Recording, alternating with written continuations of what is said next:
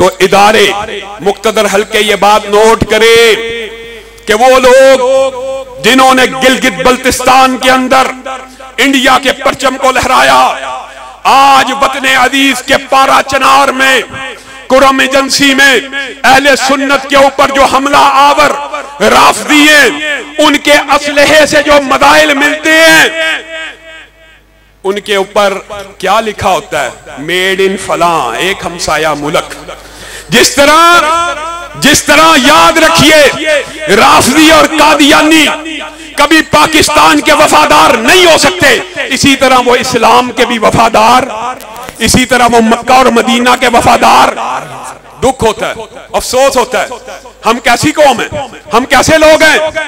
वो मुल्क जो आए रोज हमारे ऊपर हमला करता है, हमारे बच्चों को मिसाइल दे दे के मरवा रहा है और एलानिया पाकिस्तान में हमला करता है, उसके लिए पार्लियामेंट में करारदादे हैं।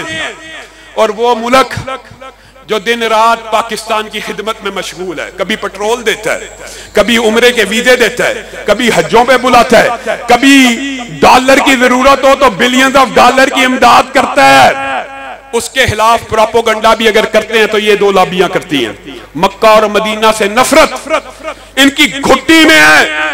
आज सऊदी अरब को भी, आज पाकिस्तान को भी सबसे ज्यादा अगर खतरा है, इन दो गिरोहों से खतरा है।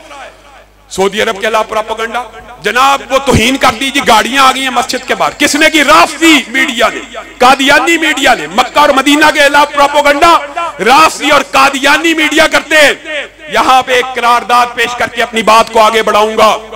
मैं आपसे वादा लेना चाहता हूं, हलफ लेना चाहता हूं, बैत लेना चाहता हूं, इरादा लेना चाहता हूं। क्या आप दिफाए सहाबा के लिए, जमीयत अहले हदीस का साथ देने के लिए तैयार हैं? इंशाअल्लाह। खत्मे नबूवत के लिए साथ देने के लिए तैयार हैं? इंशाअल्लाह। दिफाए हरमैन शरीफैन के लिए तैयार हैं? होसी बागियों के खिलाफ तैयार हैं?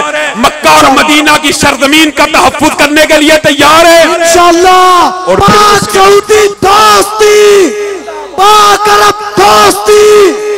हरम तहफ्फुज़ हरमैन शरीफैन के लिए तैयार हो। पाक सऊदी दोस्ती